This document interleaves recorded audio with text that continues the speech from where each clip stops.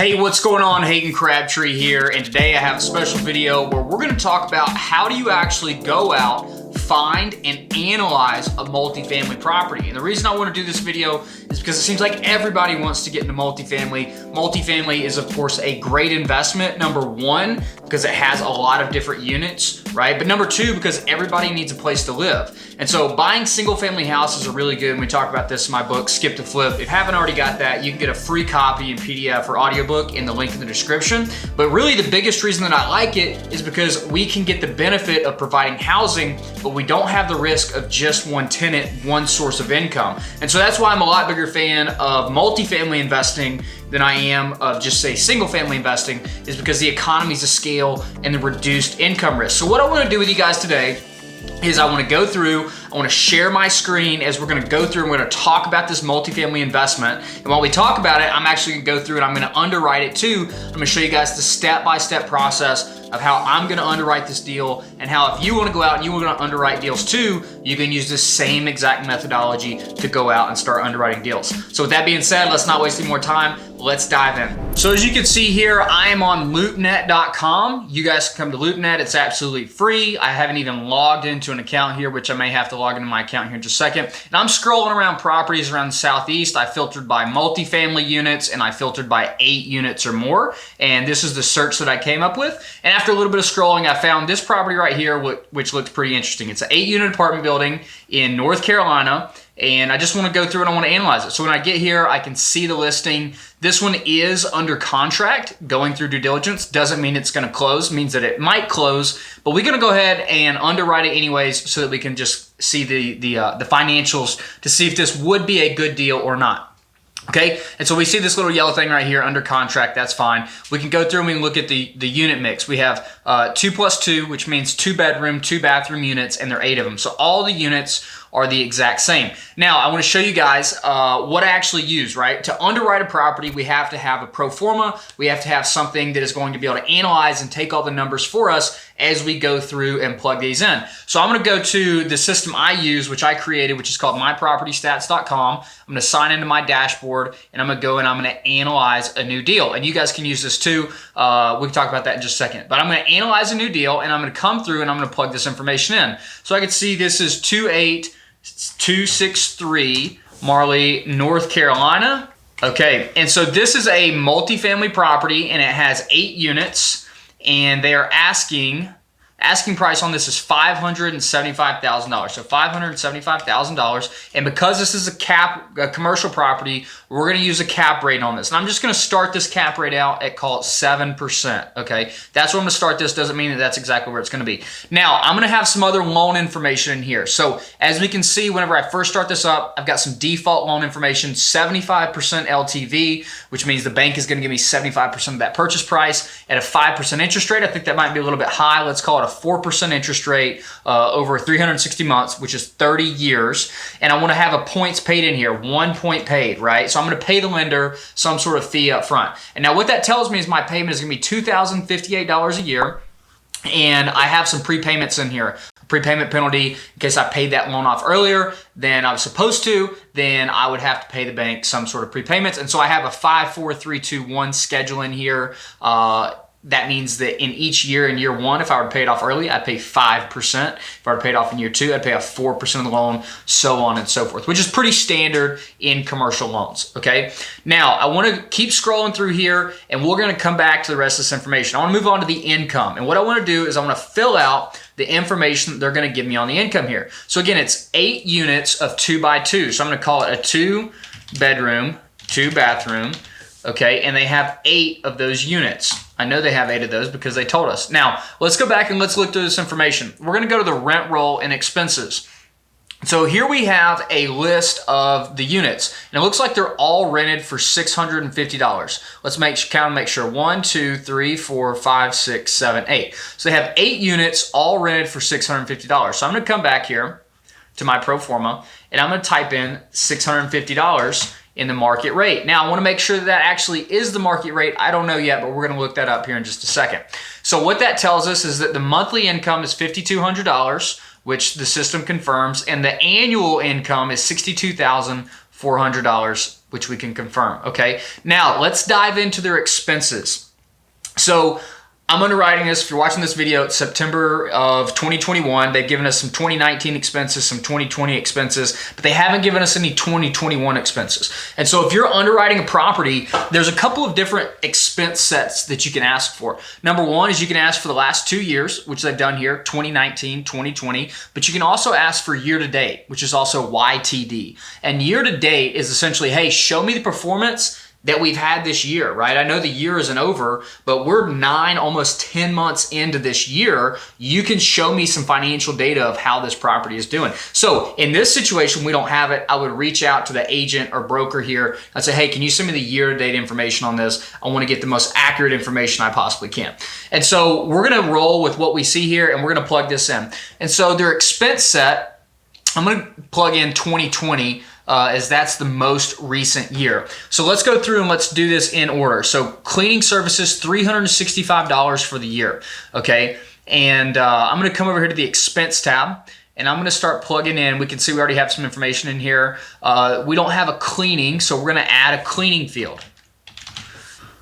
So it looks like we had a cleaning services of $365. And so I'm going to enter this in monthly. That's about $33 a month. And as we can see, whenever I plug that number in, it's going to give us our annual expense, $396. We're pretty close there. I could tune it down a buck if I wanted to. Not that a couple dollars is going to make a huge difference. And so let's keep going. Grounds maintenance, $785 a year. So $785 a year comes out to about $65 a month. So we're going to plug in $65 a month. Next thing we have is maintenance and repairs, which is $38.27 a year. So $38.27 divided by 12 is about $320 a month. So $320 a month. And then we're going to go over to plumbing. So plumbing would fall under a repairs and maintenance category. You don't have a category just called plumbing, because that's not just a category in and of itself. That would fall underneath maintenance and repairs. So what I want to do here is I'd actually want to increase the maintenance and repairs up another, let's call it 720, up another $60 a month. So now I'm going to raise this to $125 a month. And now I've accounted for that. Utilities, water. So their water bill is $28.63 a year. And so I'm going to come to utilities, and $28.63 is about $240 a month, okay? And so as we can see here, I can make my screen bigger and I could show you everything over here to the right, and I will. I just want to get through writing these down real quick. And let's keep going. So property taxes is $25.73. Now, whenever I'm going to the property taxes, I'm going to show you how to do this here in just a second.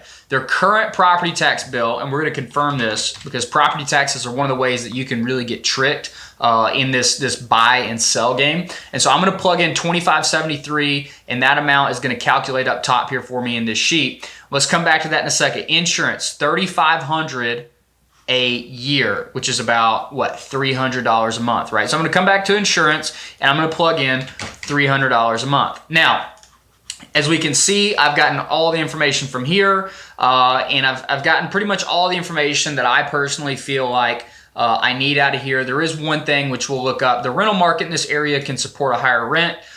Projected cap rate is based on rental rates of $700 a month. Really doesn't make a lot of sense, so I'm just going to kind of ignore that at this moment.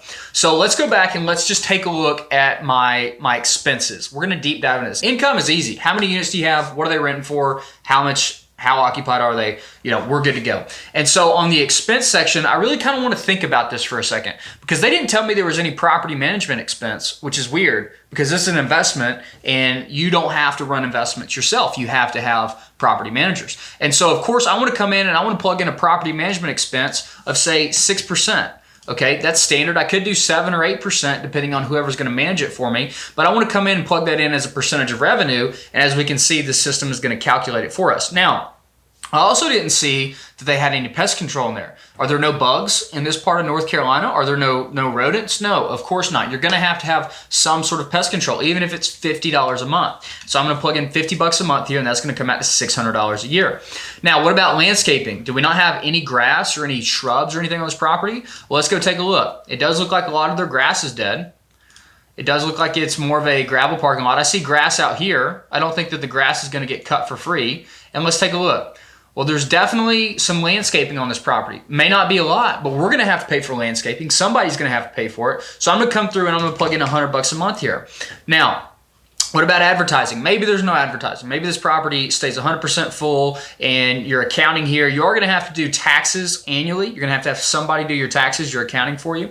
Your property management for their 6% should be doing that. But in terms of your annual tax return, you're going to have somebody do that for you. So let's just call it, $300 a year. Let's say you get a cheap accountant to do that for you. Okay. And so now what we found out is they told us expenses were $17,000 a year and we're up to $21,000 a year. Okay. One of the biggest pieces there was they missed out on property management, they missed out on pest control, and they missed out on landscaping. And so what I'm telling you here is when you're analyzing a multifamily investment, just because somebody tells you what the expenses are doesn't mean that's what the expenses are actually going to be, right? You have to use critical thinking skills, and really this becomes repetitious, and that's why we've put these expenses in this system for you, is to remind you these are the general things that you're going to have to pay whenever you're buying an investment property, right? If they don't have these listed, you should go ahead and have these listed because you're going to have to pay for this, okay? And so now I can see all that. Let's circle back to the property tax discussion, okay? So the assessed value of the property. I want to go look up how much will the government raise my property taxes? Because they told me my property taxes are $25.73, and I have a very important a rule that I want you guys to borrow. The rule is trust but verify. I'll trust that this agent is telling me the correct thing, but I want to verify that what they're telling me is true. Kelly, I bet Kelly is amazing, but she's human. I'm human. Everybody makes mistakes. So I just want to verify this. And so let's figure out what county this property is in. And I actually have some assessments here. We're going to go look up what the property tax assessment is. They say the assessment is $334,000. And I'm going to show you why that's important. I'm looking for the county, Stanley County, North Carolina. So let's say view Stanley County property database. And so let's see if we can get the land records. So we'll come to the land records here. And we're going to go to the GIS, which is popular. And let's go to their GIS website. Let's accept this disclaimer. Now they're going to make our maps for us. And let's search by the physical address. So we're going to go 28263. I'm just going to search from there. I think it's returning it for us. So let's check that out. Hit the search button here. And this looks like it's our property. If I remember right, this is about the general shape of it. Looks like it's the same shape. And I'm sure there's a button on here to show the actual aerial. But I'm going to go to this. I'm going to go to the property card record. Okay. This looks pretty outdated, which is fine. But what I'm trying to find here and what we've been doing is I want to verify how much in property taxes they're paying, and I want to figure out what is the current property tax value, because if I buy it at that new increased price, my property taxes are going to change too. And so I'm just going to read through this. Again, I've never seen this database, but it's pretty easy for anybody to just figure this out. And so the total value of this property, I see it here, $377,408. And I believe if we go back to LoopNet on the property information, that's how much they said that the value was. Let's just go verify that. I just want to know it was on that last page. Property taxes, total assessment $334,000. It says here the total appraised value is $377,000. I'm more likely to take it straight from the database. It says that this was done on 5/20/21. And so that's what I'm going to take is 5/20/21. I'm going to go with this. So I'm going to take this value, $377,408, and I'm going to plug it in over on our expense section, this same amount, $377,408, and that's the assessed property value, okay? And so what this tells me is that if their current property tax bill is $25.73, which I want to verify, we've been trying to find that, and we pay for this property $575,000, our property tax bill is not going to be $2,500. It's going to go up to almost $4,000. It's going to adjust to that new stepped up purchase price value that we actually buy the property for. And so this is a big mistake a lot of people make, is they don't adjust for their property taxes. I mean, may not sound like a lot. This has gone up almost 50%, which really can impact it. We're now up, if we look at our total annual expenses, from $17,000 to $25,000, which is an $8,000 increase, which can definitely move the needle. But let's see if we can see the actual property tax bill that these guys are getting, just to confirm that amount. It may not be on here, but we're going to see if we can find it real quick. And so there's really no, one perfect way of doing this. I'm just showing you how this works. This is what I'm analyzing this property in real time, right? And this is how I do it if you guys too. We're just trying to find information, trying to piece it together. Every system is different across the country, every single county. So because I've never done this, I don't know this one, but I would know the areas that I invest in. I would know those right off the bat, and I know exactly where to go. So it's just a little bit of a learning process. Don't let this discourage you here from trying to get started. Let's go 28263. And we see a lot of different apartment numbers here, which I think people are registering their vehicle. But we want to find the property tax bill, which I'm just not finding. So what I just did here was try to pull the owner's address and see if we can find the owner's address. And here we go. So I found it. The owner is this guy here. Here's his property, 2021. The bill is unpaid. Let's view this bill. And so we could see here that his tax bill for this property, he's getting charged a total of $26.79. That is for the fire district is charging him $377, and the Stanley County is charging him $23.02. And here we can see the tax value, the $377,408, the number that I plugged in back in here. So if I had found this bill originally, I wouldn't have had to go to the other place. But $377,408, which I found on this bill, and he's actually paying $26.79. And so the amount that the realtor gave us was wrong. $25.73 is wrong. The new bill is $26.79 according to the bill he actually has gotten. And so that's how I would go through the process of actually verifying those property taxes. Okay, and now what we've done is we've come through and we put together our income, our expenses, and our purchase information. And I want to bring it all together, and I want to show you a pro forma of the system has actually built a pro forma for us, which is going to give us a 20-year view of how this property will perform. So let's walk through this.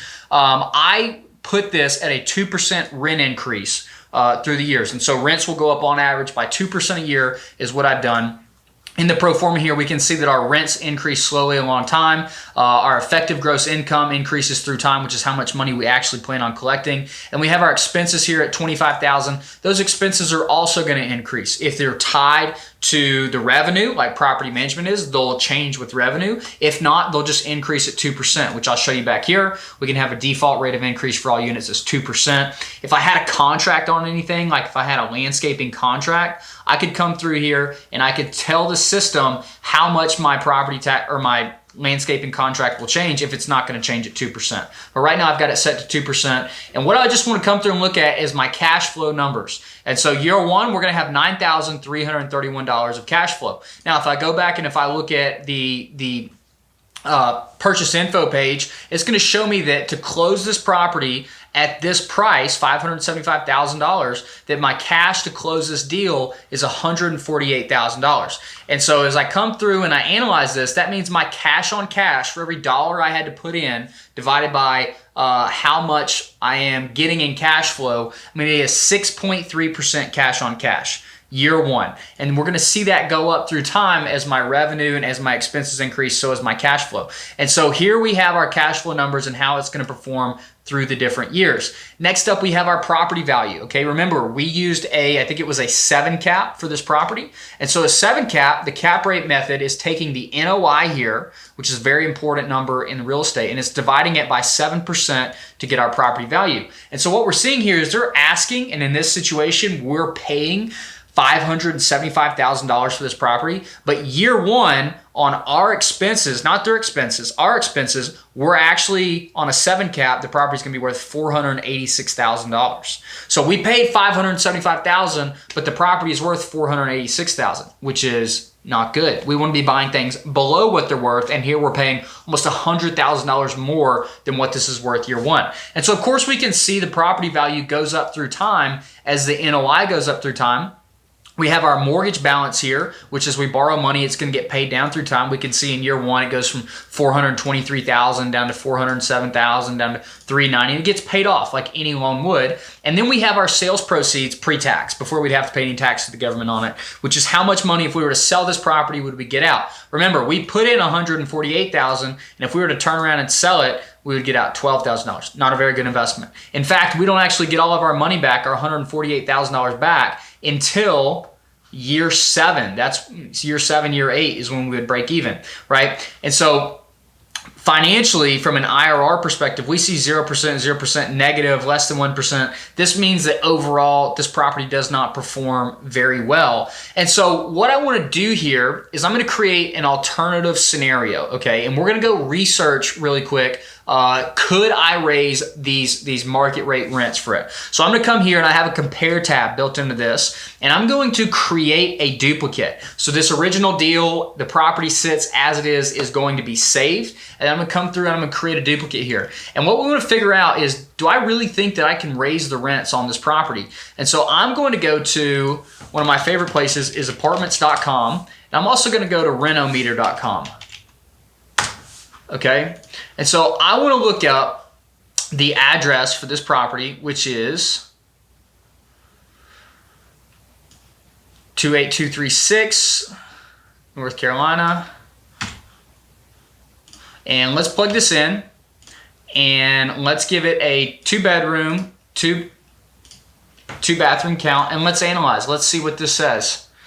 Sorry, there are not enough results, which means that it's not a very popular area. Obviously, this is a little more rural. This is not going to be able to give us what we're looking for. So now I'm going to go to apartments.com and see if anything else is for rent. So I'm going to grab the zip code, and I'm going to plug the zip code in. And let's take a look to see if anything else, 2-bedroom, 2-bath. It says 14 are available. And let's try and figure out what other places are renting for. So we see here we have a house renting for $895. Let's check out this house. Looks like a decent house. Looks fine. Remember, we don't have any pictures of the apartment. We don't know what the inside of the apartment looks like. This is a 2-bedroom, 1-bath house, 1,200 square feet. So maybe this is a comp. If this were to rent, let's see if we can figure out how long this has been for rent for. If we wanted to call and get more information, we call this guy right here. So I'm not seeing a date on here. Maybe I'm just missing it. A lot of times these will come with a date of when these have been posted. Let's see. It says refresh today. Maybe it was posted today. Maybe not. Maybe they just updated it today. But I'd call this guy, Lee Burt Management, LLC. I'd ask him about the property. Hey, how long's it been for rent? Do you have tenants interested? Just trying to figure that out. But let's go back and look at this apartment above here. And this is a really nice place, right? So I don't think we're going to be able to rent for as high as this place would rent for, because obviously this is much nicer than the property we have. And so let's see what their 2 bedrooms, 1 bath, okay? So not as good, meaning our property we're looking at is 2-bed, 2-bath, okay? But this is 2-bed, 1 bath, which does have its downside, but it's only renting for $580 a month, okay? And so $580 a month, but if we look at this, this is pretty nice. It's got a playground. It's got a laundromat on site. So this doesn't have laundry in it. We'd have to check with the realtor to see if this property does have laundry inside of it.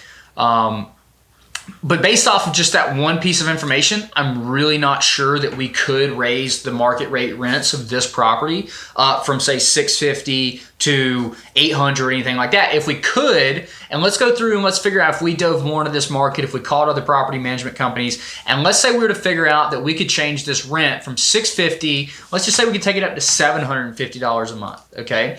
And so what we would do there is we'd change the income, and we'd come and we'd look at our pro forma, and we're gonna see that our cash flow went up significantly, okay? And our financial stats went up significantly. So I'm gonna view the results. Remember, we created the original and we created this secondary, and as I look here, we can go through and we can look at our different metrics. Here's the executive summary. Our IRR originally at the 650 was pretty much could not compute. At year 3, For the secondary one, the duplicate, where we added just $100 a month per unit per rent, our IRR goes up to 17%, which is awesome. That is a great return on a property. Our cash on cash nearly doubles. Our equity multiple goes up a ton. Our cash in the deal stays the same. So that's the power of being able to put these side by side. If I wanted to dive more into these properties, I like Renometer, but there's not a lot because it's more rural. I would call this property, I would call any other property in the area to try and figure that out. I'd also ask the agent on this property, when is the last time the owner went up in rents, right? I see here the owner's invested, and let's take a look at this because I know there's a little document here. Here's a list of improvements for all the different units. C1 got a new hot water heater in 2020. 2 septic systems, both have been clean. Okay, that doesn't tell me a lot. I'd still like to see some interior pictures. Rental rates have increased and units are updated. Owner pays water, dumpster for trash collection, and lawn maintenance. That's interesting because we didn't see anything for dumpster in here, did we? Oh, $8 a year, is that right? Trash collection, $24.67. Did I miss that one? Let's go back to our expenses. I think I missed that one. So we'll come back in. We need to add trash collection to both of these. Trash collection was how much a year? $24.67. So if you're watching this video and you saw me miss that, I'm sorry. $24.67 would be $202 a month. $24.67. And so this would be the process of underwriting it. This is obviously my original deal. I'm going to come back to the compare, and I'm going to add that back into the duplicate just to compare apples to apples. Let's come back to our expenses and let's plug this in. And so, let's see, trash.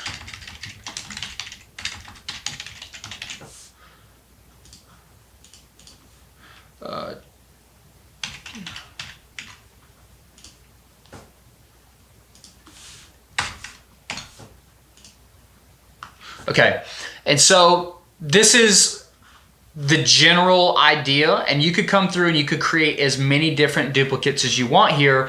One of the things that I like to do is compare different financing strategies and what that would do to my deal. And so I'd come through here, and let's say we could get a 80% loan instead of 75% loan, and let's see what that would do. Obviously, that's going to increase the payment that we're going to have to make to the bank because we're borrowing more money, but we're also putting less money down. So let's go back and let's view the results here and see how that came out. Now remember, this duplicate here, duplicate number 2, we didn't do the increased rental rate. So really we're looking at number 1 versus, or the original versus number 2, and we can view any different set of metrics, but really down here is where we'll look. We can see that this duplicate 1 obviously is best because we had the most income, but here our cash in the deal is the same on these two, and on the third one, our cash in the deal has gone down a lot. And so it just adds a lot of power here. Let's say that we figured out which one we did want to do. We can come through and we can make one of these duplicates our original deal, which would be here. And then when we're back inside the original deal, we could figure out what price we need to pay in order to go through and hit our goals here. One of my favorite ways to do that is to goal seek. So let's say that my goal was to, in year 3, have a cash on cash of, say, 8%. Well, right now we can see my cash on cash is at 5.5%. I'm going to come through, I'm going to plug in 8%, I'm going to hit seek answer. And so what this does is it tells me exactly how much to pay for this property in order to hit my goals, which is really powerful. Let's say instead I want to have an IRR in year 3 of, we can see here it has no IRR yet, but let's say we just wanted a 10% IRR by year 5. I can come through, I can hit seek answer, and it's going to tell me how much money to pay to hit my goals. So this gives you a lot of options here. We also have a BRRRR calculator on here to tell you how much to pay for this deal if you wanted to do the BRRRR strategy. But this was just a high-level overview of how I'd come through, how I'd underwrite multifamily properties. Obviously, you spent some time with me here as I researched how to use the county database, but overall, it took me brand new city, no more than 30 minutes to get an understanding of how long or how much I could pay for this property, if it's a good deal, if it's not a good deal. Now, with that being said, the counties, the places I'm familiar with, I could probably do this in 10 minutes, right? If I knew this market, if I knew how to work that database, I could do it in very, very quickly, compare different alternatives, different strategies, how much my rental rate's gonna be, all that very, very easy. So if you're diving in, if you're familiar with your market, these are gonna take not a lot of time at all. That's the beautiful thing about the My Property Stats platform, is I've created it to be super useful for investors. And one of the things I really love about this is if I close this deal analyzer, I can see all the different properties in my portfolio. This is the property that we obviously just underwrote together. It gives me some key stats on the deal, like how much cash I have in this deal, what my cash on cash year one is, what my IRR is. And I can come through, and as we can see, I'm analyzing this property, but if I were to make an offer on this property, I can come down and I can say offer made on this property, and then I'd go back and it would move it out of this section for my analyzing into the properties that I've made an offer on. So I can keep track of all the different properties that I'm looking at to buy as an investment, which is really powerful. So if you guys like this, I'd love to get you on the My Property Stats platform. I'll put the link in the description. Just go to mypropertystats.com and you can get started using this, what I think is the world's best deal analyzer. Like, I've built all this for you, for investors, for me, really I built it for myself, but it's gonna be super useful for everybody. So if you enjoyed this video, if you wanna get started underwriting deals, this is the system for you. If you have any questions at all about the steps I put in here, drop me a comment below. I'll be sure to respond to it as quickly as possible. And then the last piece, just please, like this video, share it with a friend, subscribe to the channel so I can continue to do more videos like this and answer any questions you have. Have a great day. See ya.